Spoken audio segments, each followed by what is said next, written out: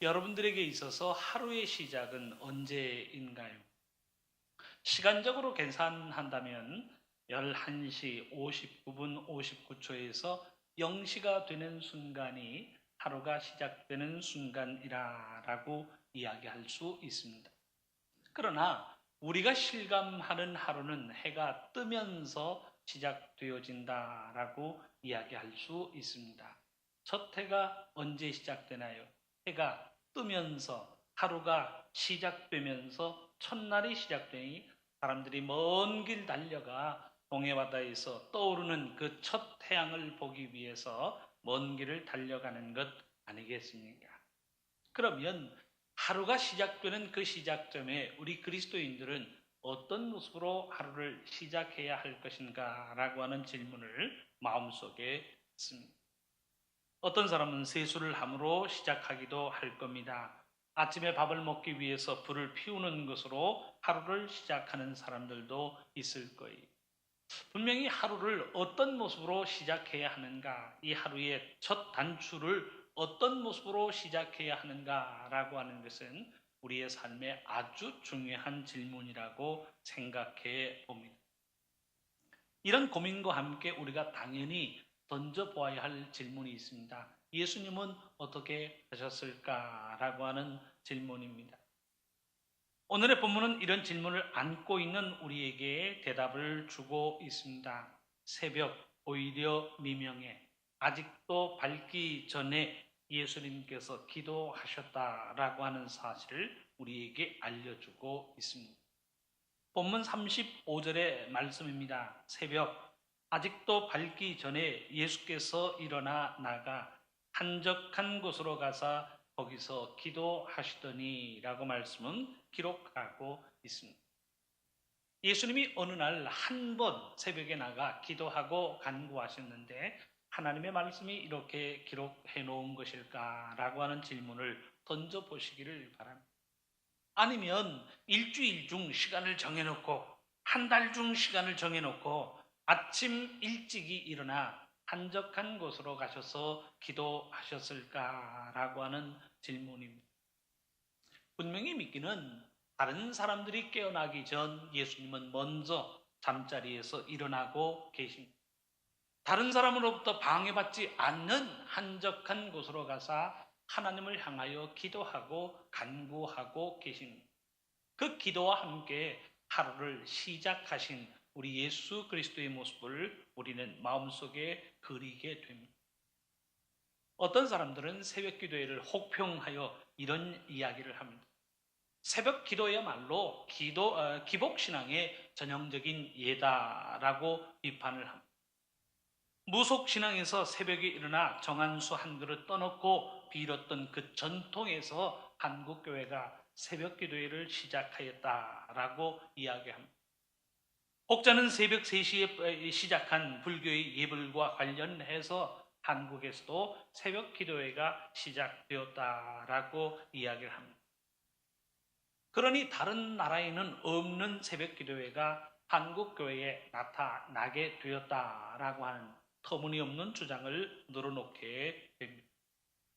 그러면서 하는 이야기가 꼭 새벽에 나와야만 하나님께서 기도를 들으시는 것 아니니 굳이 새벽에 나오지 않아도 낮에 기도하면 된다라고 하는 이야기를 합니다.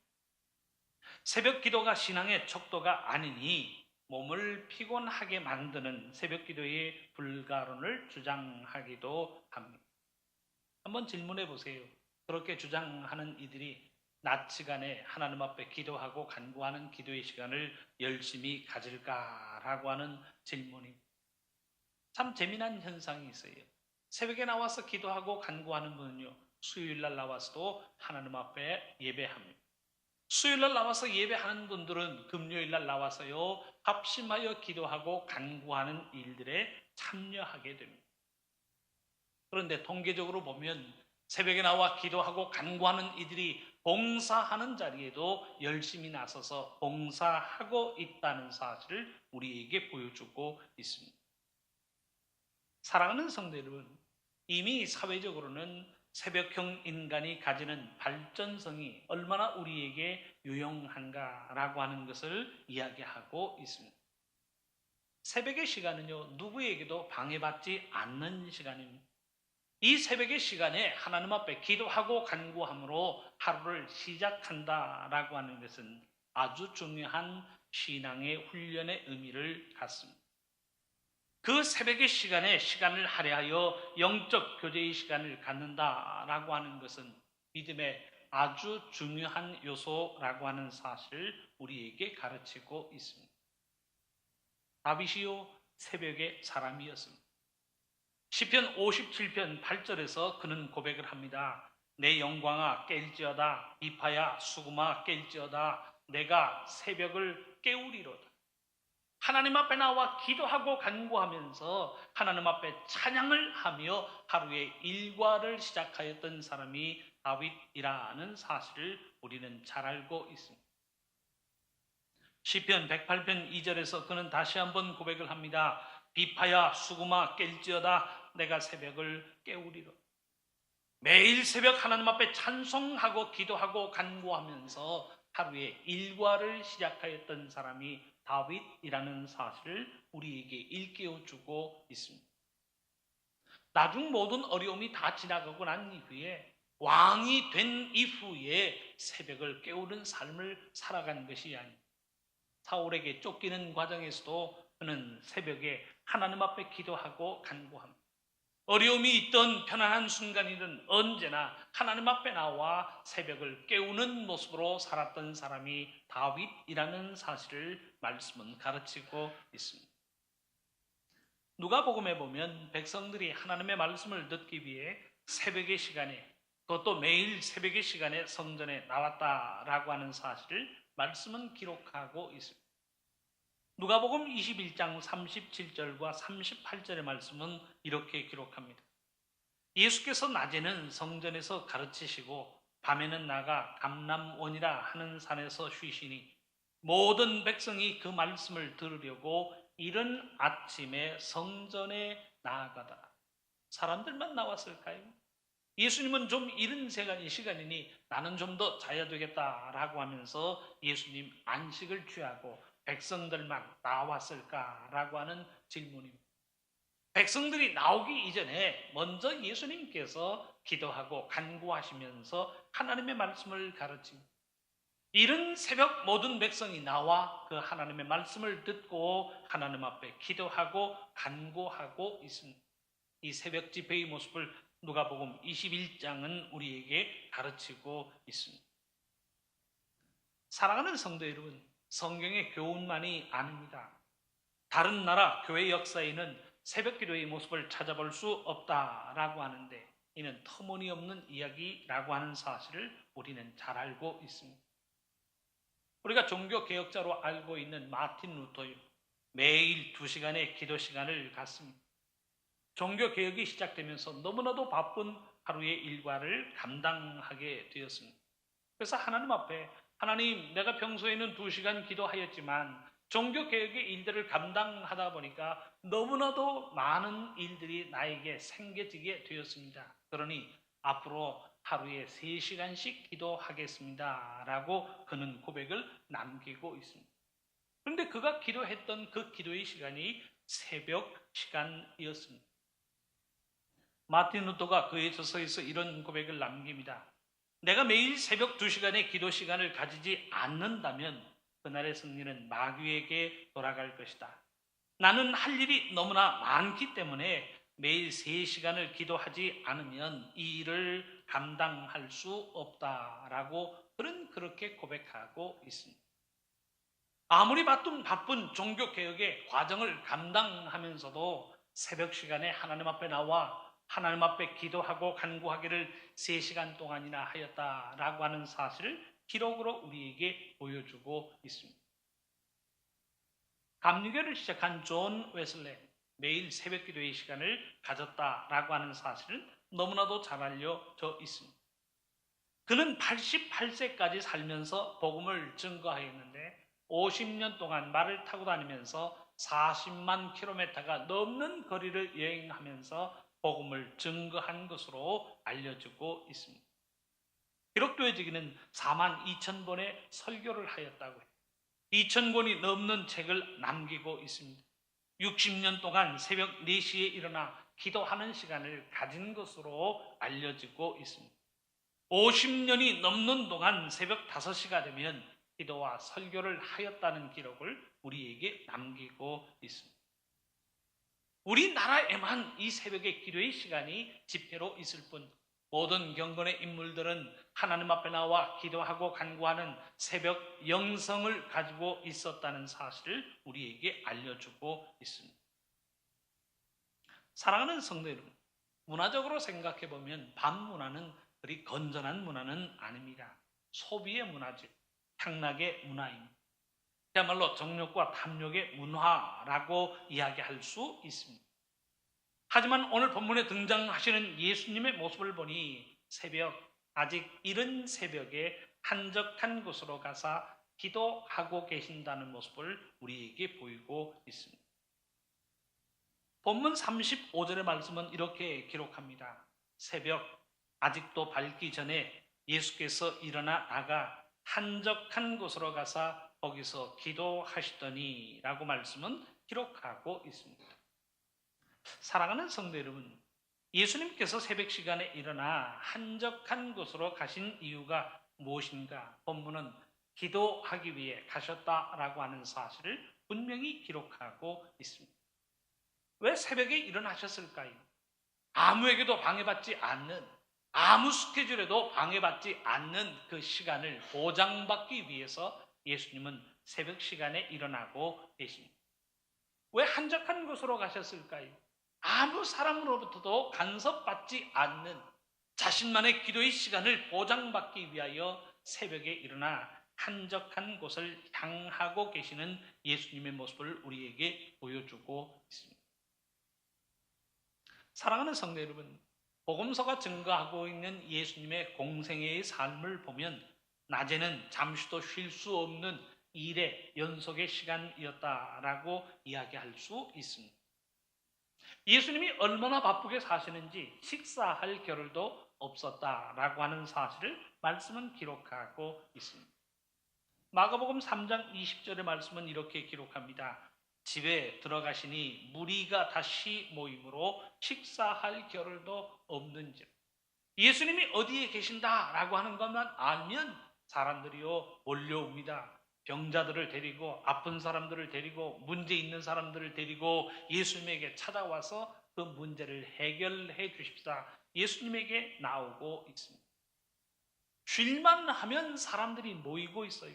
한가할 만하면 다시 사람들이 모여듭니다. 예수님이 어디에 계신지만 알면 사람들이 문제를 안고 있는 사람들을 데리고 예수님에게 나오고 있다는 사실을 우리에게 보여주고 있습니다. 마가복음 6장 31절의 말씀도 다르지 않아요. 말씀은 이렇게 기록합니다. 예수님께서 제자들에게 하시는 말씀이 너희는 따로 한적한 곳에 가서 잠깐 쉬어라 하시니 이는 오고 가는 사람이 많아 음식 먹을 겨를도 없습니다. 그러니까 낮 시간 동안에는 많은 사람으로 인하여 식사할 시간조차도 없으셨던 삶이 예수님의 공생애의 삶. 너무나도 바빠 분주하신 예수님 일부러 시간을 내어 한적한 곳을 찾고 계십니다. 왜 한적한 곳에 가셨을까? 내가 사람들에 너무 튀는구나. 나만의 시간이 필요하다. 내가 너무 바쁘구나. 내가 지쳤으니 나도 좀 쉬어야 되는 시간을 가져야 되겠다. 휴식과 안식의 모습으로 한적한 곳을 찾고 계신 것이 아니라는 사실.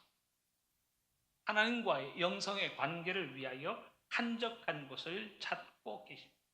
그 한적한 곳에서 하나님과 기도하고 간구하면서 하나님의 은혜로 자신을 채우고자 그 기도의 시간을 위하여 한적한 곳을 찾고 계십니다. 누가복음 5장 16절의 말씀은 기록합니다. 예수는 물러가사 한적한 곳에서 기도하신 것. 예수님께서 한적한 곳에 가서 쉬셨다, 노셨다, 주무셨다라고 하는 말씀은 성경에 기록하지 않고 있습니다. 예수님이 한적한 시간에 한적한 곳을 찾으시는 유일한 이유가 있다면 하나님과 기도하고 간구하는 시간을 갖기 위하여 예수님은 한적한 시간에 한적한 곳을 찾고 계십니다. 왜 예수님께서 새벽 이른 시간을 선택하신 것일까요? 이 새벽의 시간이야말로 다른 사람들로부터 방해받지 않는 시간입니다. 새벽의 시간은 항상 정해진 시간으로 하나님께 드릴 수 있는 시간이라고 하는 사실입니다. 여러분들 아무리 바빠도요, 스케줄 한번 보세요. 시간이요, 약속들이요, 점심때나 저녁때나 이렇게 식사 시간에 맞춰져 있지 새벽부터 만나는 사람들은요 별로 없어요. 새벽 시간은 내가 부지런하면 얼마든지 무엇인가를 정해진 계획으로 감당할 수 있는 시간이 곧 새벽의 시간이라고 합니다. 아무에게도 방해받지 않는 시간입니다. 아무에게도 방해받지 않는 그 한적한 시간에 한적한 곳에 가서 기도하고 간구하고 계신 분이 우리의 예수님이십니다. 그래서 사람들이 운동을 할 때에도요 아침 운동을 합니다. 아무에게도 방해받지 않는 아침 시간에 일어나 앞산에 올라가 약수를 떠오고 운동을 하면서 그 일들을 감당합니다. 사람들이 아침 운동을 하면 저 사람 참 부지런한 사람이라 라고 이야기를 합니다. 새벽 시간에 약수터에 가서 운동 삼아 매일 약수를 떠오면 정말 부지런하고 그 사람 참 대단한 사람이라 라고 평가를 합니다. 그런데 새벽 기도의 시간을 가지면 그럴 필요 없다라고 이야기합니다. 기복신앙에 빠지면 안 된다라고 이야기합니다. 지나치게 열심을 내서도 안 된다라고 하는 도움이 되지 않는 이야기들을 남긴다는 사실. 사랑하는 성도 여러분, 오늘 우리가 새벽 기도의 모습, 새벽 기도의 주제를 가지고 하나님의 말씀을 나누는 데는 다른 뜻 없습니다. 예수님께서 자신의 삶의 영성의 시간을 확보하고 계신 것처럼 우리들의 삶에도 기도하고 간구하는 기도의 시간이 보장되어져야 한다는 사실을 말씀은 가르치고 있습니다. 하나님께 기도하는 시간이 우리에게는 절대적으로 필요합니다. 정해진 시간에 정해진 장소에서 하나님을 향하여 기도하고 간구함으로 하나님의 영성으로 우리의 심령을 채우자라고 하는 것이 하루를 시작하는 그 시간에 말입니다. 하루를 시작하는 그 시간에 하나님께 기도하고 간구함으로 시작하신 예수님처럼 우리의 하루도 하나님 앞에 기도하고 간구함으로 시작할 것을 오늘의 본문은 우리에게 교훈하고 있습니다. 사랑하는 성도 여러분, 새벽 기도의 시간이 아름다운 이유가 무엇입니까? 하루를 시작하는 시간에 가장 먼저 우리의 입을 열어 하나님을 찬양합니다. 하루를 시작하는 그 시간에 우리의 귀를 열어 하나님의 말씀을 듣고 그 말씀을 우리의 마음속에 새깁니다. 매일 새벽 하루에 한 장의 말씀을 봉독함으로 묵상하는데 지난주일 금요일까지 역대상 11장까지의 말씀을 생각하였습니다.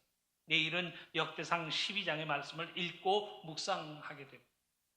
하루를 시작하는 그 시간에 하나님 앞에 나와 찬양합니다. 우리의 입을 열어 기도하고 간구합니다. 우리의 마음속에 하나님의 말씀 한자 한자를 담으면서 하루의 일과를 시작하자라고 하는 경건의 훈련이 지금 우리가 감당하고 있는 새벽 기도의 모습이에요.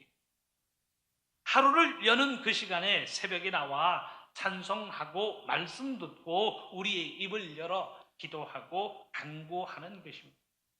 저는 이보다 더 훌륭한 경건의 훈련이 없다고 생각합니다. 하루를 시작하는 그 시간에 가장 먼저 입을 열어 하나님을 찬양합니다. 가장 먼저 입을 열어 하나님 앞에 기도하고 간구합니다. 하루를 시작하는 그 시간에 귀를 열어 하나님의 말씀을 마음속에 담음으로 하루의 일과를 시작한다는 사실.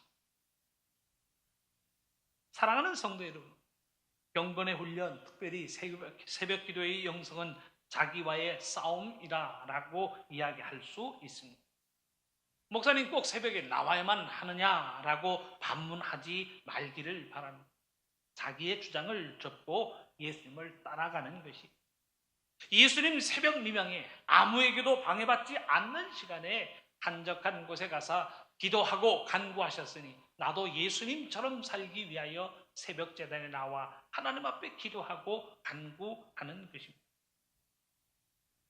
이렇게 정의할 수 있습니다. 새벽 기도의 시간은 경건의 훈련을 간직하기 위한 믿음의 시공간이다라고 정의할 수 있습니다. 어느 누구로부터도 방해받지 않는 시간이 새벽의 시간이, 이 새벽의 시간에 마음껏 기도할 수 있는 교회에 나와 기도하고 간구하는 믿음의 시공간이 새벽 기도의 시간이라고 이야기할 수 있습니다. 옥성덕 교수라고 있는데 미국의 UCLA 대학에서 한국 교회사를 가르치고 있는 분입니다. 그가 이런 이야기를 합니다. 소리가 세상을 구한다. 거룩한 영혼의 종소리가 사라진 한국 교회에 다시 종을 치는 종지기들이 필요하다. 남보다 조금 더 일찍 일어나 새벽마다 종을 치던 사찰 집사님의 매일의 헌신이 있던 교회. 어릴 때 들었던 교회의 그 종소리가 그립다. 기도가 세상을 구한다. 새벽 미명에 무릎 꿇고 자녀를 위해 간절히 기도했던 어머니들의 눈물로 지금 청년과 장년들이 그나마 살고 교회가 살아있다. 그 소리가 그립다라고 하면 새벽을 깨우는 교회의 모든 종소리가 그립다. 새벽에 나와서 자녀들을 위해서 청년들을 위해서 기도하고 간구하던 그 기도의 소리가 그립다라고 하는 글을 남겨놓았습니다. 사랑하는 성도 여러분, 우리들의 믿음 생활에는 그 어느 누구로부터 방해받지 않는 경건의 훈련이 필요합니다. 방해받지 않는 시간에 방해받지 않는 공간에서 말씀 묵상하고 기도하고 간구하는 경건의 훈련이 우리의 삶에는요 절대적으로 필요합니다. 새벽 기도의 시간은 내 소원 이루자고 해서 하나님 앞에 나와 비나이다 비나이다 반복하는 시간이 아니지. 이는 하나님과의 만남의 시간입니다. 하나님과의 소통의 시간입니다. 오늘 하루 나의 삶을 통하여 하나님께서 이루시고자 원하시는 하나님의 뜻은 무엇입니까? 묻고 하나님의 응답을 마음속에 담는 묵상의 시간이요 소통의 시간이라고 하는 사실을 우리는 기억해야 할 줄로 압니다. 그 만남과 소통을 통하여 우리들의 믿음의 깊이를 더해갈 수 있는 경건의 시간이 곧 새벽 기도의 영성이 되고 있는 것입니다. 그러니 예수님도 새벽 미명 아직 밝기 전에 한적한 곳을 찾아 나서고 계신다는 사실을 말씀은 우리에게 가르치고 있습니다. 어떤 사람들은 이야기합니다. 목사님, 새벽 기도회가 너무나도 힘들어요. 육신적으로 왜 힘들지 않겠습니까? 새벽을 감당하며 살기 위해서는 우리가 놓아야 할 것이 있습니다. 곧 밤 중심의 생활 스타일을 내려놓지 않고는 감당할 수 없습니다. 밤늦게까지 혹은 밤새 놀거나 일하면서 새벽 제단을 쌓을 수는 없다라고 하는 사실은 상식입니다. 새벽에 들어와 또 아침 일찍 출근해야 하는 사람이 새벽 제단을 쌓을 수는 없는 법입니다. 밤새 공부한 학생이 새벽에 나온다라고 하면 은혜보다는 졸기 십상이다라고 하는 것은 우리들의 상식입니다. 그러니 새벽 제단의 영성을 내가 훈련받기를 원한다라고 하면 그 훈련을 위하여 내려놓아야 할 것이 있다라고 하는 사실은 우리는 잘 알고 있습니다. 그런데 이런 상황 속에서 우리 스스로에게 한번 반문해 보시기를 바랍니다. 내가 할 수 없다라고 하는 할 수 없는 이유를 생각하고 있는 것처럼 할 수 있는 방법도 생각하고 있는가라고 하는 질문이 할 수 없다라고 하는 생각만 머릿속에 두지 말고 할 수 있는 환경으로 우리의 삶을 전환해야 한다라고 하는 사실입니다. 어떤 분은 이야기해요. 교회가 너무 멀어서요 새벽에 올 수가 없습니다. 가까운 교회를 찾아서 새벽 기도의 영성을 훈련받는 시간들이 될 수 있기를 바랍니다. 목사님, 저는 아무리 알람을 틀어도요 일어날 수가 없어요. 아침에 저를 깨워주는 사람이 없어서 일어날 수 없습니다. 우리 교회에는 정해진 요일에 모여서 함께 교회에서 잠을 청하고 다음날 새벽 기도에 참여하는 분들도 계십니다. 바쁘게 돌아가는 현대 사회에서 할 수 없는 이유만을 생각한다면 아마 100가지, 10,000가지가 버무리라고 생각되어집니다. 예수님도 환경적으로 생각해보면 할 수 없는 환경 속에 살고 계십니다. 그러나 예수님은 피곤하니 할 수 없다고 생각하지 않고 계십니다. 제자들이 잠을 청하고 있는 시간에 예수님은 일어나고 계십니다. 새벽 아직 밝기도 전에 한적한 곳을 찾고 계십니다. 그리고 그 시간에 그 장소에서 하나님과 기도하고 간구하는 영성의 시간을 갖고 계십니다. 사랑하는 성도 여러분, 오늘 본문에 등장하고 있는 예수님처럼 새벽 기도의 영성으로 자신을 훈련하는 우리들의 삶이 될 수 있기를 바랍니다. 일주일에 하루라도 날짜를 정해서 새벽 영성의 훈련을 감당하는 우리들의 삶이 될 수 있기를 바랍니다. 확보되어진 믿음의 시공간으로 자신을 밀어넣고 경건의 훈련으로 감당하는 우리들의 삶이 될 수 있기를 바랍니다. 시간을 내어 기도하고 간구하는 자에게 하나님은 분명히 복을 허락하여 주실 줄 믿습니다. 시간을 내어 기도하고 간구하는 자에게 하나님은 복을 주시고 은혜를 허락하여 주실 줄로 믿습니다. 이 아름다운 은혜를 체험하는 새벽 기도의 용사가 되는 우리 모두가 될 수 있기를 주님의 이름으로 축원합니다.